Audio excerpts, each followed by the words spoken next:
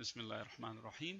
My dear student, today is the second lecture related to the conditional probability. In my previous lecture, I have already discussed different rules, different laws of conditional probability. I have also solved different problems related to conditional probability. Today I'm just going to explore some more concept in conditional probability to discuss some multiplicative rules in conditional probability and then taking into further into the Bayes theorem.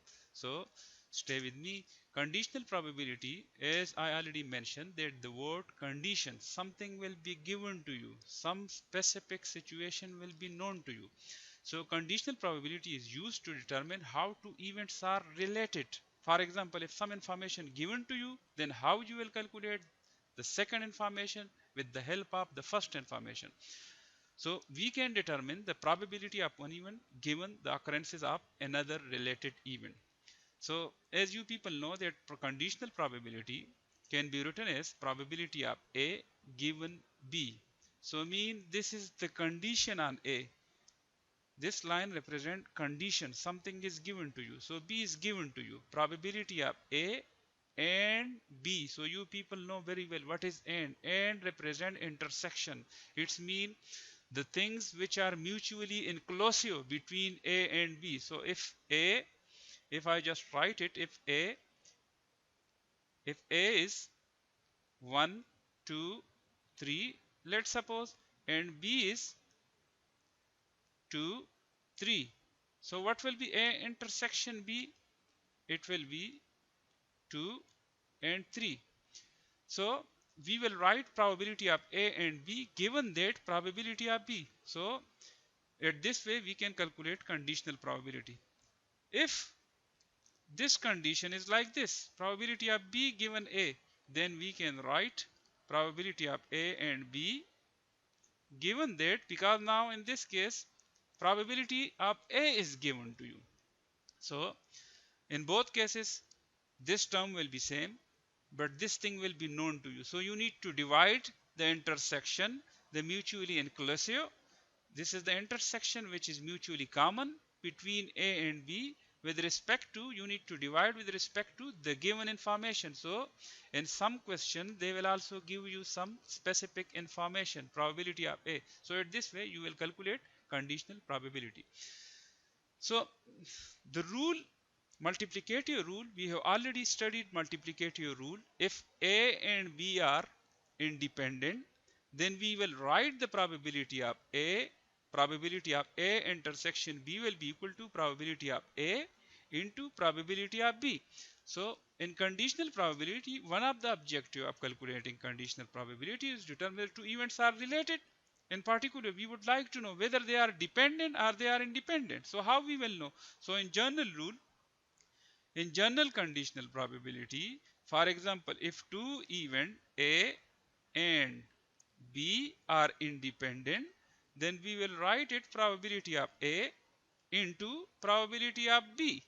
So if this things is equal to the multiplication of probability of A and with respect to the probability of B, if left hand side is equal to right hand side, then we will say that two events are independent. If this side is not equal to, it means that two events are not independent, but they are depending on one another. So I have already discussed the concept of dependent and independent in great detail, and I already mentioned a lot of example. What will be dependent and what will be independent. So if the probability of one event is not affected by the occurrences of the other event, two event A and B are said to be independent. So in conditional probability, because we write this for two events which are independent, in conditional probability, how you will write the concept of independent and independent? So in conditional probability, if probability of A given B is equal to probability of A and probability of B given A is equal to probability of B, then we will call it independent event. How? So let me show you. Probability of A given B is equal to probability of A intersection B divided by the given probability. So how we will write this? Probability of A into probability of B divided by probability of B. So as you know, if A and B are independent, then we will write it probability of A intersection B is equal to probability of A into probability of B, and we will divide it probability of B. So what will happen with this? This will be cancelled with this. So probability of A given B will be equal to probability of A. So that is why we will write it probability of A given B is equal to probability of A. And if probability of B given A is equal to probability of B, so similarly we can also write it probability of B given A will be probability of A intersection B probability of A.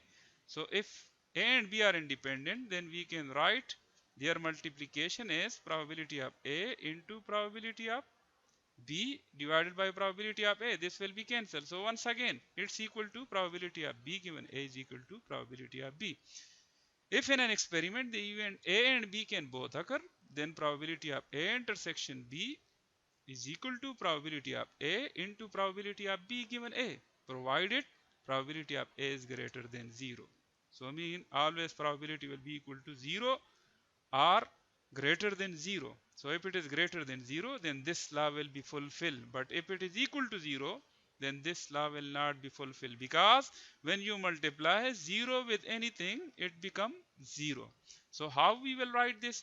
I will also discuss soon a very short example in order to use this postulate in that example.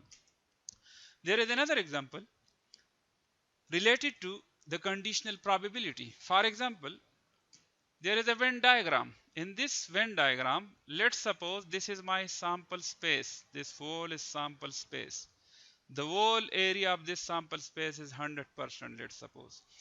0.51 is outside these circles, and because 1 minus 0.51 is equal to 0.49. So I mean these circle included 0.49% of area.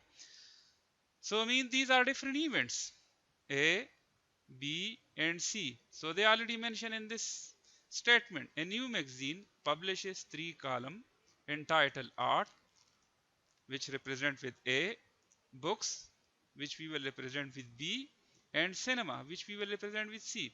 Reading habits of a randomly selected reader with respect to these columns are, so these are the given probability. Probability of A, those who read art, is 0.14. Probability of B, those who read only books, it is 0.23. Probability of C, those who only watching cinema, is 0.37. A intersection B represent what? Mutually inclusive, which are common. They also reading books and they also uh, reading art. Okay, so this is 0.08. A intersection C, this is commonality, mutually inclusiveness between A and C. They mean also read art and they also go for cinema, so 0.09. So this is specifically the mutually inclusive items. B intersection C, books, and C, they mean reading books and they also go for cinema, is 0.13. And this one is A intersection B intersection C. So these are only those people, or this is the category who's also read art, who also read book, and they also go for cinema. All these are mutually inclusive. So now with the given information, now they will give us some question that how we will calculate from the given information. So probability of A given B is equal to probability of A intersection B divided by probability of B. So this is main definition of conditional probability. So A intersection B is given to you, and if these things are not given to you, so you can easily calculate these things from this. How? Which part is mutually inclusive or common between A and B? So you know this and this is common between A and B. Why this is? Because this is a part of A, but this is not a part of B. Similarly, this is a part of B, but this is not part of A. So 0.03 plus 0.05, which is equal to 0.08. So 0.08 divided by 0.23. Probability of B is 0.23, or you can easily calculate 0.07 plus 0.03 plus 0.05 plus 0.08, which is 0.23. So you can easily calculate this probability.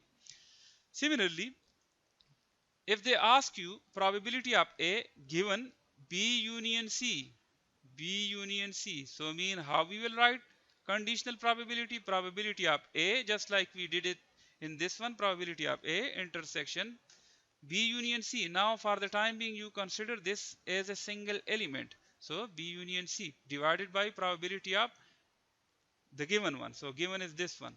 So now what is common in the union of B and in C? So B and C is one entity, and what is common of this whole entity with A? So you can see this 0.04 is common between A and B and C. 0.05 is also common between A and B and C, and 0.03 is also common between A, B and C, divided by B union C, B union C. So B union C, how you will calculate B union C? 0.03 plus 0.03 plus 0.05 plus this and plus this, which is equal to 0.47. 0.47. So when you put this value in the formulation, you will get this. Okay, now another question. Probability A given reads at least one. Read at least one. So what does it mean? Read at least one. Read at least one mean they read only one. They can read two. They reading three. So how we will write this? At least. So 1 or 2 or 3, because we have art, books and cinema. So they reading art, they reading books, or they watching cinema. So we will write this probability of A given probability of A union B union C is equal to, now you need to consider this as a single entity, probability of A given Z. So probability of, just like in this formulation, probability of A intersection Z, let's suppose this is Z. So this will be A union B union C divided by probability of A union B union C, because this is given to us. So once again, what is A union B union C? A union B union C is this whole area. This whole area is A union B union C. And in this whole area, what will be the common with A? So A will be itself a common. For example, if A, what will be A? A is 0.02 plus 0.03 plus 0.05 plus 0.04. So this whole area, this whole, when you add it, it will be common in this one. So when you add it, plus 0.2, 5, 10, 14. So that is why we just write, because this is common. This is common. So 0.14 and A union B, because this is 0.51 outside these circles. So which area is included in these circles? So 1 minus, let me write it, 1 minus 0.51 is equal to 0.49. So we just divide with 0.49 and we get 0.286. Similarly, if they ask you probability of A union B given C, if they want to apply the concept of this conditional probability, so how you will, now you need to consider this as a single entity. Let's suppose this is Z. So probability of Z intersection C divided by probability of C. So A union B, now this circle and this circle intersecting with this circle. So what will be common in this? So this will be common, this will be common, and this will be common. So 0.04 plus 0.05 plus 0.08. So in this way we will write the sum of this and divide with probability of C. So probability of C is already mentioned, which is 0.37. So we will write it, we will write the answer. You can also use the law of addition for 3 events. Similarly, we also use the law of 2 events. Probability of A union B minus probability, for example, the law of 2 events was probability of A union B was probability of A plus probability of B minus probability of A intersection B. So this law is for 2 events. How we can write the law for 3 events? Probability of A union B union C is equal to probability of A plus probability of B plus probability of C minus probability of A intersection B minus probability of B intersection C minus probability of A intersection C plus probability of A intersection B intersection C. So you can also use this law for conducting this